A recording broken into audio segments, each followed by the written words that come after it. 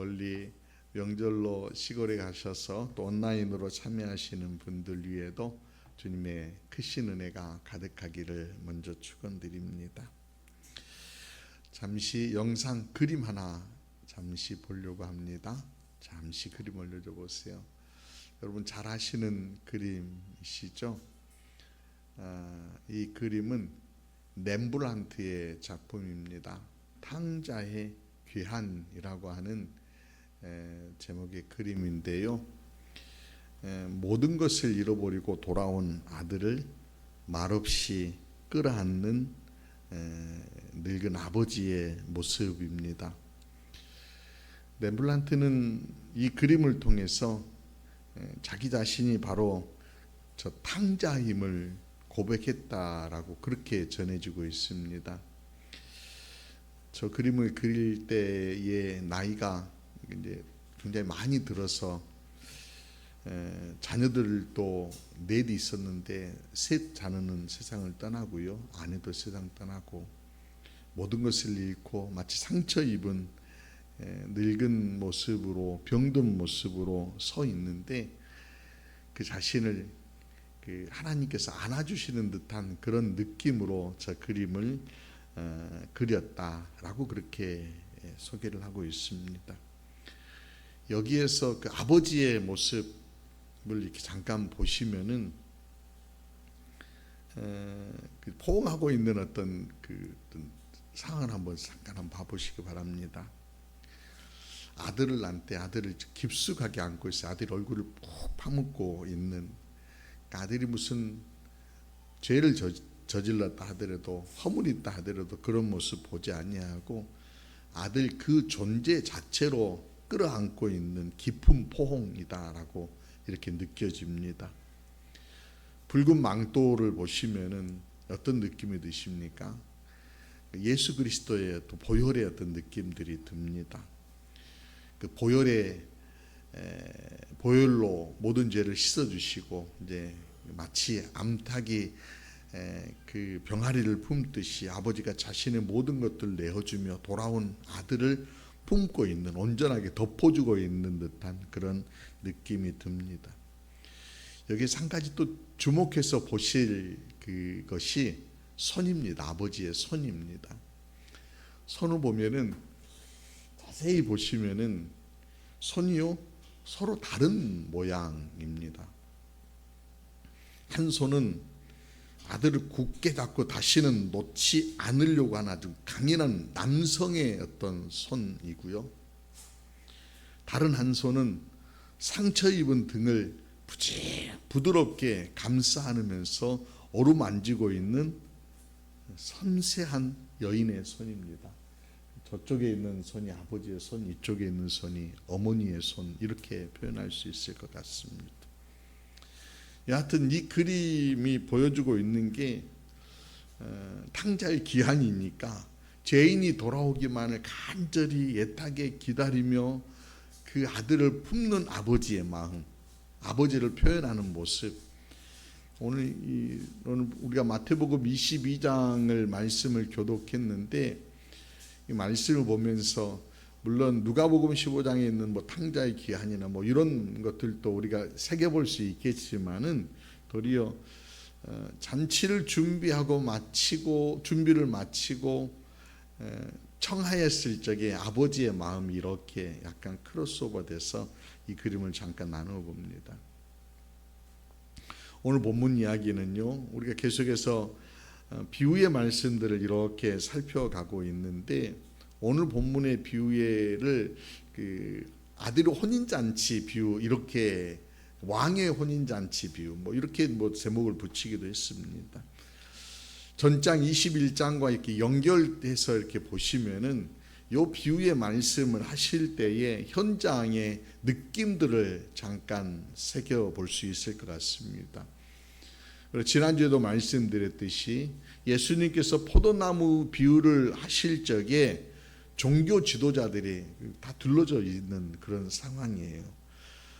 그러니까 예수님께서 하나님 나라를 너희는 빼앗기리라 이렇게 선언하셨으니까 그 선언을 들었던 당시 종교 지도자들의 분위기는 싸늘했을 것입니다.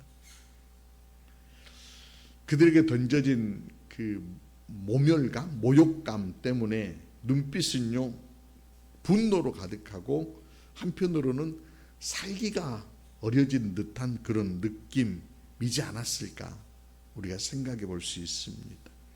당장이라도 예수님을 잡아 드려야 되겠다, 아니 당장이라도 몽둥이질을 해야 되겠다라고 하는 그런 어떤 살기등등한 모습이라는 거예요. 그런데 지금 주변에는 예수님이 선지자라고 여기어서 혹은 메시아라고 여기어서 따르는 무리들이 많이 있었다는 겁니다. 그 군중들이 무서워서 종교 지도자들은 아무것도 하지 못하는 그런 상황. 그러니까 이게 긴박한 어떤 대치의, 숨막히는 대치의 상황으로 비춰집니다.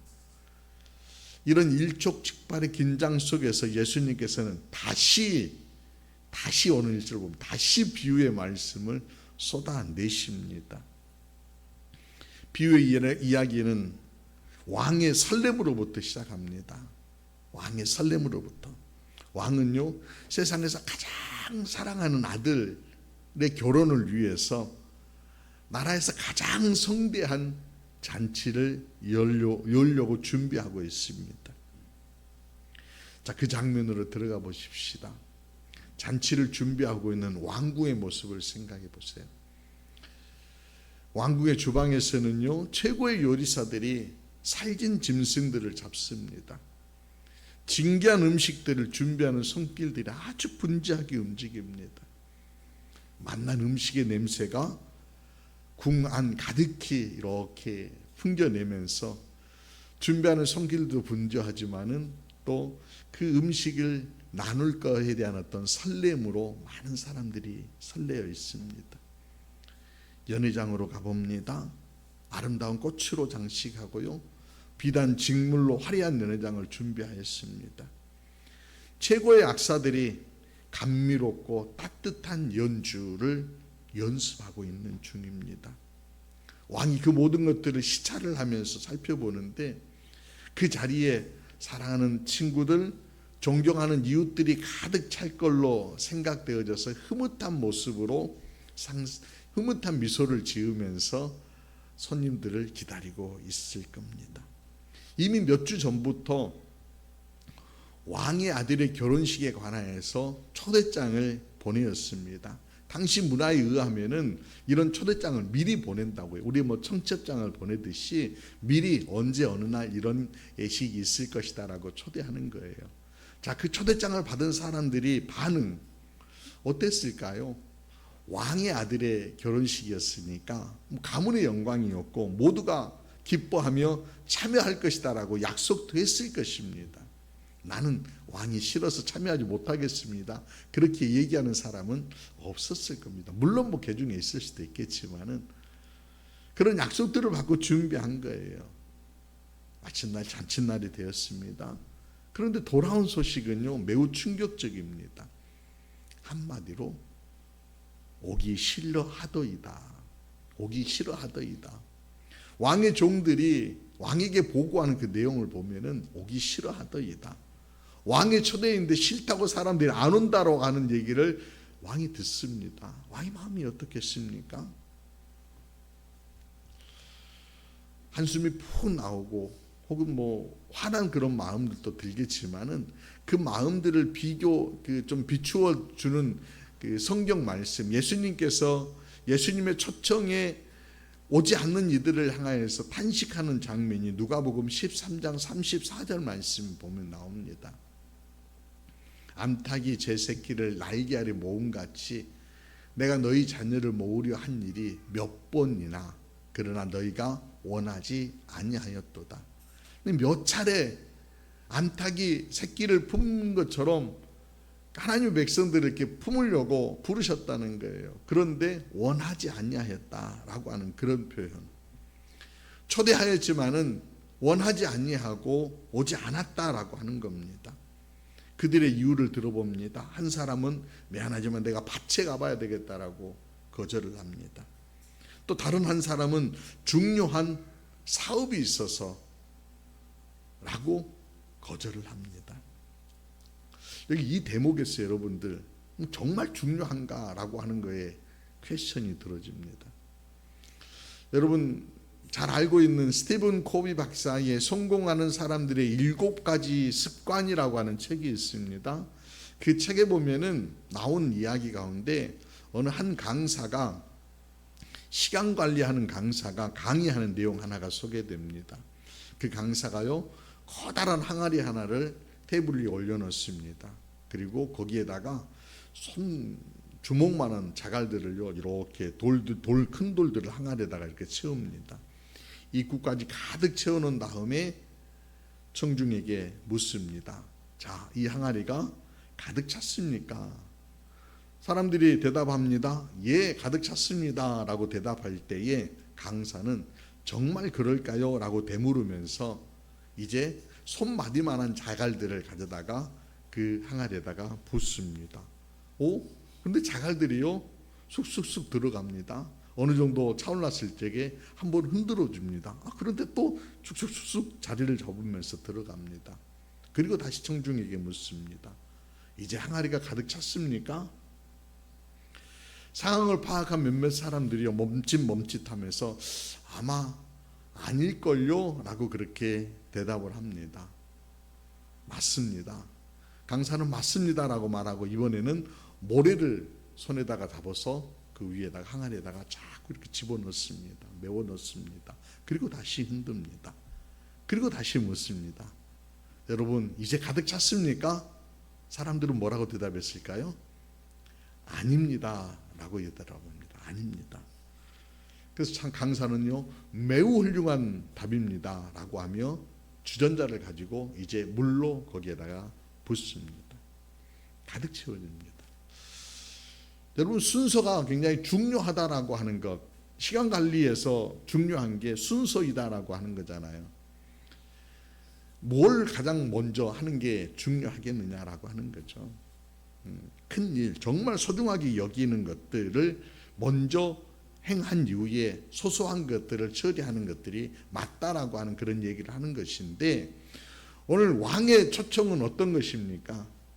그들이 지금 밭을 갈고 사업하는 거하고 견주어 봤을 적에 왕의 초청은 사사로운 것입니까? 소중하지 않은 것입니까? 자잘한 것입니까? 여러분 자잘한 것을 먼저 가득 담는 것은 큰 것을 담지 못하는 어리석음인 것입니다.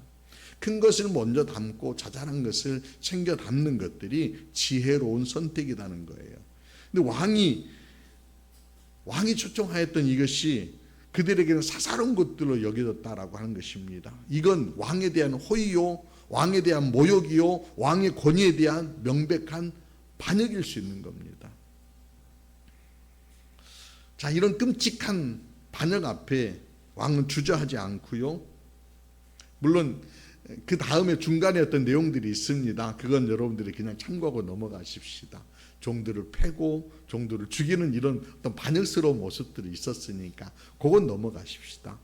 그런데 그런 어떤 거절, 호의의 거절을 반역하는 이런 모습들을 바라보면서 왕은요 다른 조치를 취합니다. 정말 상상을 초월할 수 없는 은혜입니다. 8절과 9절 말씀 보면은 왕이 이런 명령을 종들에게 냅니다. 이에 종들에게 이르되 혼인잔치는 준비되었으나 청한 사람들은 합당하지 아니하니 내 거리 길에 가서 사람들을 만나는 대로 혼인잔치에 청하여 오라 오라 이렇게 명합니다.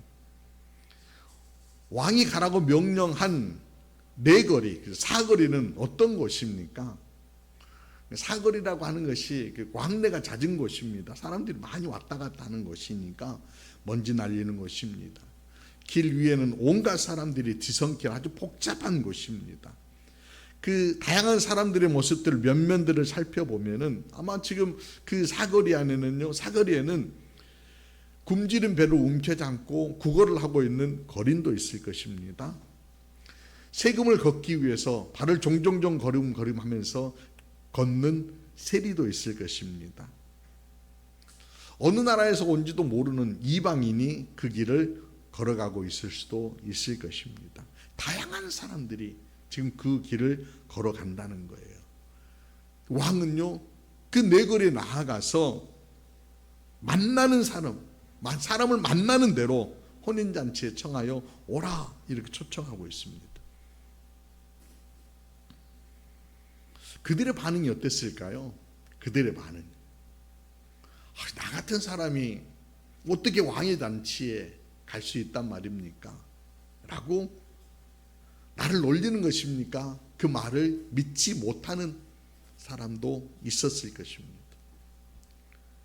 그러나 그 말에 너무나도 감격하고 감사하여서 그 종을 따르는 이들도 있었을 것입니다.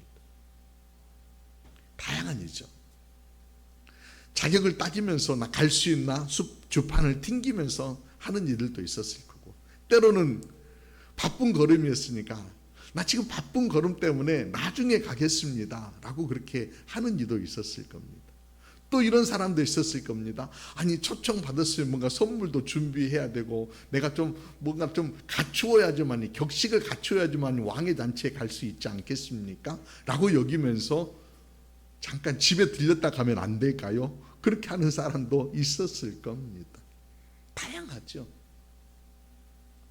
그러나 여기서 우리가 살펴보아야 될 게, 왕이 부르고 있는 사람들, 내거리에 있는 사람들 누구든지, 만나는 사람 누구든지 청함을 받았다라고 하는 것입니다. 이 청함 앞에 어떤 자세를 가지는 것이 중요하겠느냐라고 하는 거예요. 누구든지 다 청함을 받을 수 있는데 이 청함 앞에 정말 왕을 신뢰하고 왕의 청함 앞에 은혜로 받아들인다라고 하면은 감격과 감사가 나오지 않을까요? 미국에 가면 로스앤젤레스라고 하는 도시 안에 이런 단체 하나가 있습니다. 홈보이 인더스트리스라고 하는 단체가 있다고 합니다. 건물인데요,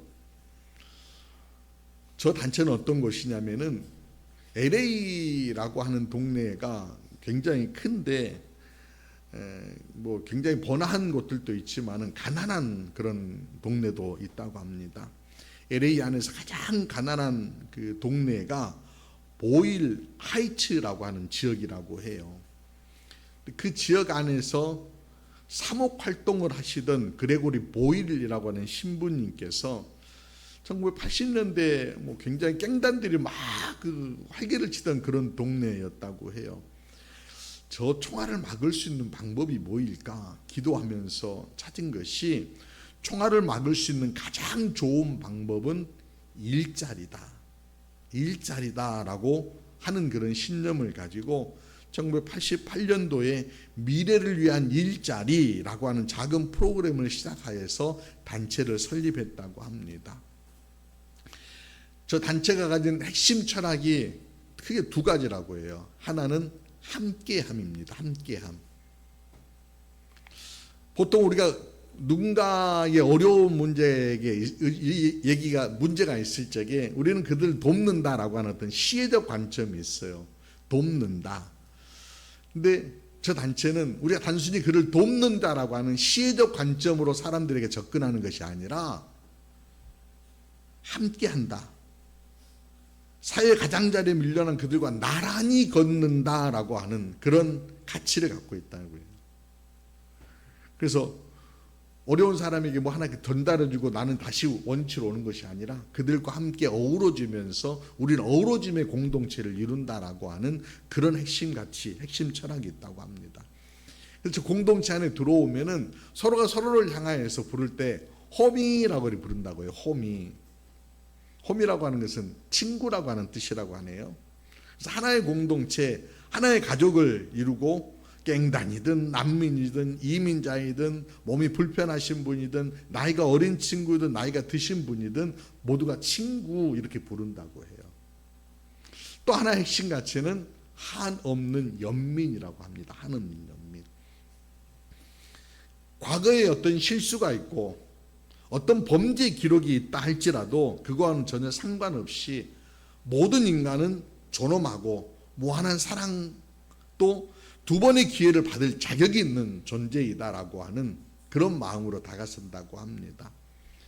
그래서 제일 밑에 보면 어떤 일이 있어도 포용하며 수치심이 아닌 사랑을 통해 자신의 가치를 발견하도록 돕는다 라고 하는 그런 가치를 갖고 있다고 합니다.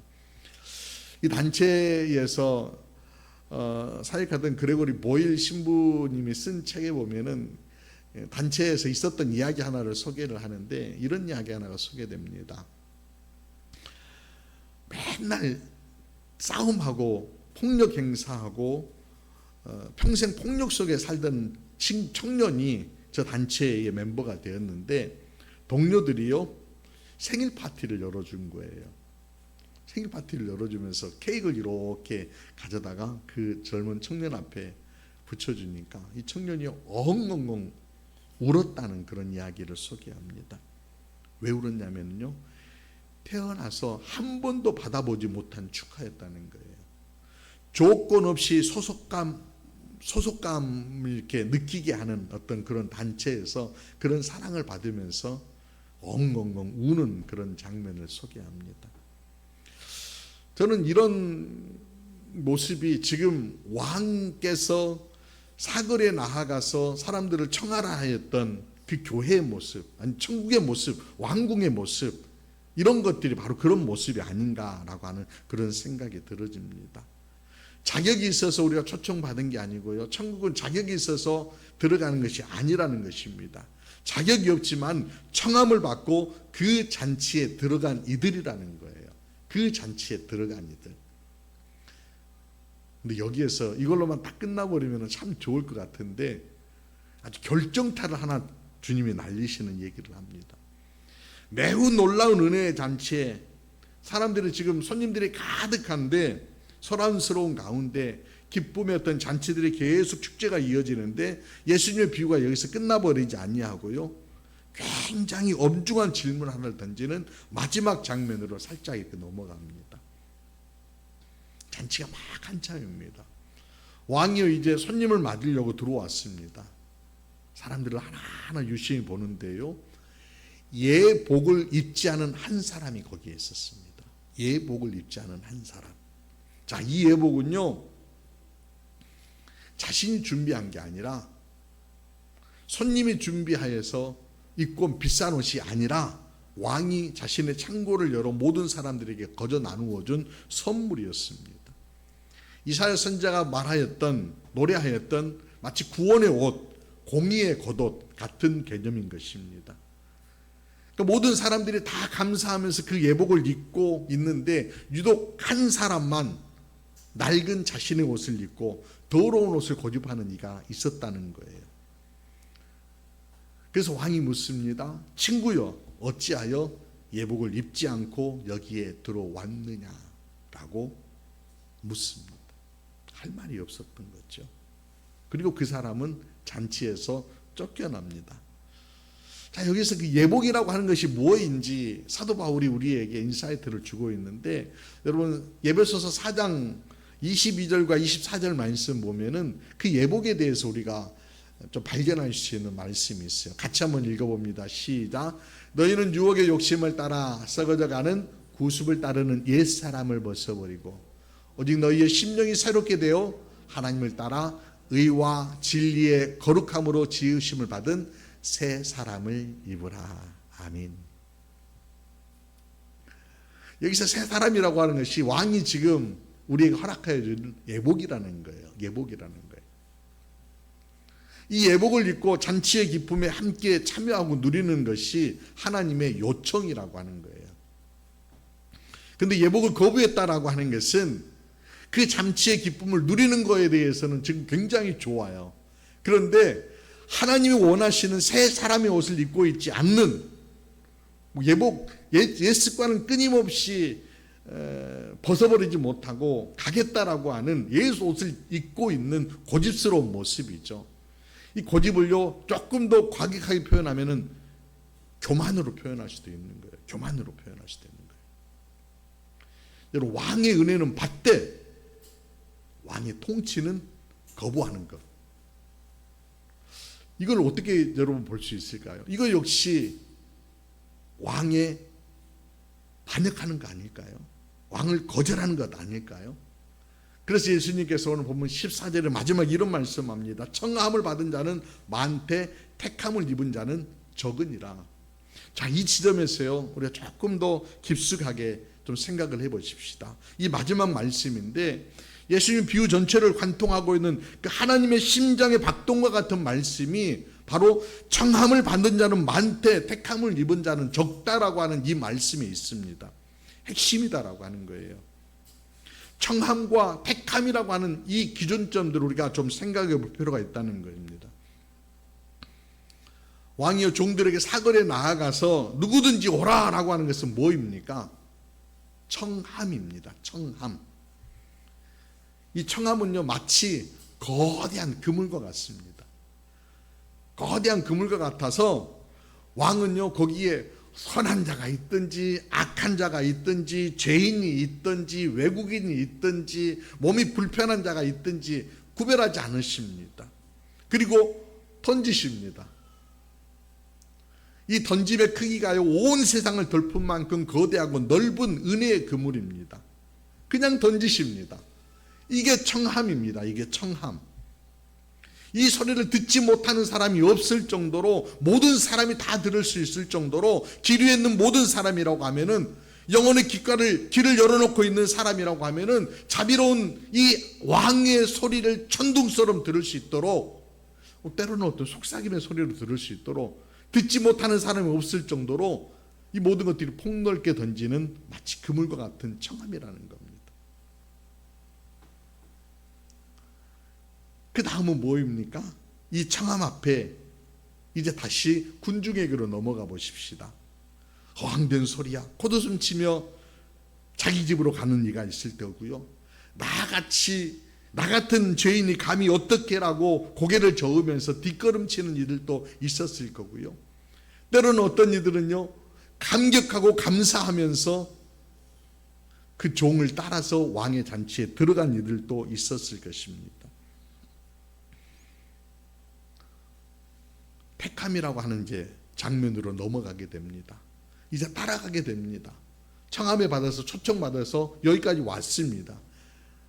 왕의 문 앞에까지, 왕궁 앞에까지 왔습니다. 그리고 나서 왕이 내미는 선물이 있습니다. 이 예복을 입으셔야 됩니다. 잔치에 들어가려면은 다움의 옷을 입으셔야 됩니다. 청함 받은 자다운 모습을 입으셔야 됩니다. 라고 요청하는 요청이 있습니다. 그 요청 앞에 이게 이제 택함의 어떤 결정적인 순간인데요, 결단의 시간 같은 것입니다. 나의 결단의 시간 같은 것입니다. 새 옷 입기 같은 그런 시간입니다. 이때 됐습니다. 나는 비록 낡지만 내 옷이 좋습니다. 나 자신이 좋습니다. 나는 이 모습 이대로 살아가겠습니다. 나는 변화되는 게 싫습니다. 라고 하는 이들은요 이 옷을 입지 않고 예식에 참여할 수 있어요. 그러나 왕이 내미는 환대에 나의 더러운 옷, 나의 의, 나의 자존심, 이 모든 것들 다 벗겠습니다. 과거의 상처, 과거의 죄악들 기꺼이 벗겠습니다. 라고 벗고 예복을 받아 입는 것. 택함이라고 하는 지점이 바로 이 지점에서 갈라진다라고 하는 것입니다. 택함은 왕의 부르심 앞에서 나의 모든 것들을 내려놓는 바로 결단인 것입니다. 택함은요 신비로운 하나님의 주권 안에서 이루어지는 것이지만은 오늘 본문은요 우리에게 그 택함이 어떻게 우리의 삶에 나타나는지를 보여주고 있습니다. 바로 왕의 초대에 예라고 응답하는 믿음의 발걸음, 왕의 요청 앞에 나의 의를 벗어버리고 그리스도의 옷을 입는 삶의 변화로 전환되어질 적에 온전한 택함이 이루어질 수 있다라고 하는 것을 보여주는 겁니다. 그래서 청함을 받은 자는 많지만 택함을 받은 자는 적으니라 라고 주님이 선언하시는 겁니다. 사랑하는 여러분 청함을 받으신 여러분, 택함의 자리 가운데도 나아가는 우리 모두가 될 수 있었으면 좋겠습니다. 주님께서 우리에게 내미시는 주님의 거룩한 예복을 입고 하나님의 자녀다움의 모습으로 왕의 잔치에 기쁨으로 나아갈 수 있는 저와 여러분이 되었으면 좋겠습니다. 매일매일 내 삶 가운데 허락하신 은혜의 예복을 바라보면서 순종하고 결단하며 나아가는 저와 여러분이 되었으면 좋겠습니다. 그 예복을 입고 왕의 잔치 가운데에서 왕과 함께 기쁨을 누리면서 이 땅 가운데에서 하나님의 자녀들로 신실하게 거룩하게 빛으로 소금으로 주님과 함께 살아내는 저와 여러분이 되었으면 좋겠습니다. 그런 길들을 걸어내심으로 말미암아 승리하는 우리 모두가 되시기를 주님의 이름으로 축원합니다. 기도드리시겠습니다. 사랑과 은혜가 풍성하신 하나님 아버지, 오늘 말씀을 통해 하나님 나라의 잔치로 우리를 초대하시는 주님의 음성을 듣게 하시니 감사를 드립니다. 말씀 앞에 저희의 모습을 비춰봅니다. 세상의 밭과 사업을 핑계로 주님의 초대를 예면했던 어리석음을 용서하여 주옵소서. 사거리 길에서 부름받을 자격 없는 죄인임을 망각하고 어느덧 은혜의 감격을 잃어버린 채 교만하게 앉아 있었음을 회개합니다. 출석하는 것을 만족하며 옛 사람을 벗고 그리스도의 옷 입는 삶의 변화를 게을리 했던 저희를 불쌍히 여겨 주옵소서. 이제 다시 결단합니다. 세상의 자결과 모래가 아닌 하나님 나라의 가장 큰 도를 우리 인생의 중심에 두게 하옵소서. 날마다 십자가 앞에 나의 더러운 옷은 벗어버리고 주님이 펴주시는 구원의 옷, 공의의 겉옷을 입고 살아가게 도와주옵소서. 성령님 우리를 도우사 이 결단이 흔들리지 아니하도록 붙들어 주시고 우리의 삶이 하나님 나라의 잔치에 합당한 열매를 맺는 거룩한 삶이 되게 하여 주옵소서. 우리를 영원한 잔치로 초대하시는 예수 그리스도의 이름으로 기도드리옵나이다. 아멘. 아멘.